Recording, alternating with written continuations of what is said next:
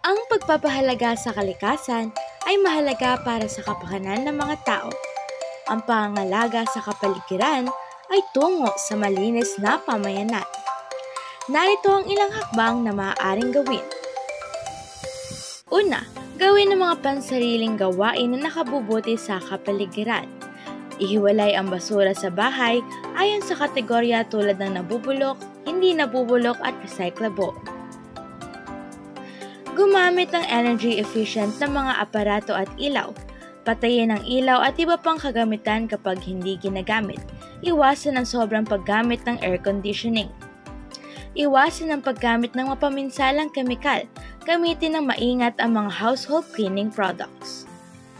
Subukan ang pagsakay sa bisikleta, paglalakad, o paggamit ng pampasaherong sasakyan. Magkaroon ng ride-sharing o carpooling kung maaari. Ang pagbili ng lokal na produkto ay mahalaga upang bawasan ang carbon footprint mula sa transportasyon ng mga kalakal. Pangalawa, magkaroon ng sariling pagpapahalaga at pag-iingat sa mga yaman mula sa kapaligiran. I-recycle ang mga materyales na maaaring maibalik sa proseso ng paggawa. Siguruhing maayos ang lahat ng tubo ng tubig. Iwasan ng matagal na pagbubukas ng gripo habang hindi ginagamit. Pumili ng mga produkto na gawa sa recycled materials o mga produktong hindi nakasasama sa kalikasan. Magtanim. Gumamit ng mga organic na pataba at hindi kemikal. Gawin ang composting upang mabawasan ang pagtatapon ng organic waste. Alamin ang pangangailangan ng uri ng hayop bago ito alagaan. Suportahan ang mga proyektong pang-conservation para sa mga hayop na nanganganib na maubos. Tumulong sa pagbabalik ng natural na habitat ng mga hayop. Isulong ang pangangalaga sa wildlife corridors para sa mga migratory na species. Katatlo, gawin ang pangangalaga sa kapaligiran katuwang ang kapwa-bata upang makaiwas sa mga sakit at bilang pag-iwas sa sakuna. Organisahin ang isang cleanup drive sa inyong barangay at imbitahan ang kapwa upang sumali.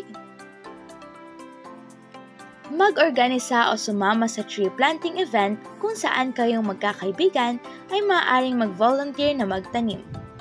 Dumalo sa seminar o workshop tungkol sa kalikasan, mag-anyaya ng eksperto o tagapagsalita upang magbahagi ng kaalaman. Magtayo ng environmental club sa paaralan at itaguyod ang mga proyektong pangkapaligiran. Isama ang mga kaklase sa pagtatanim ng halaman sa paaralan. Ika-4, gawin ang pagtitipid na nakabubuti sa kapaligiran. Gumamit ng energy-efficient na mga kagamitan at ilaw. Mag-install ng solar panels sa mga lugar na maaaring magamit ang solar energy. Patayin ang mga ilaw at kagamitan kapag hindi ginagamit. Gumamit ng low-flow na showerhead at toilet. I-collect ang tubig mula sa ulan para patuloy na magamit ito. Gumamit ng online na dokumentasyon at elektronikong pagproseso ng mga transaksyon. Mag-recycle ng papel at bawasan ang paggamit ng mga printed documents. Mag-recycle ng mga materyales. Mag-compost ng mga organic na basura tulad ng mga gulay at balat ng prutas. Gumamit ng reusable products tulad ng tumbler, kutsara at tinidor. Huwag kukuha ng di mauubos na pagkain. Pag-isipan kung paano pakikinabangan pa ang leftovers. Iwasan ang red meat dahil ito ay konektado sa mataas na carbon footprint.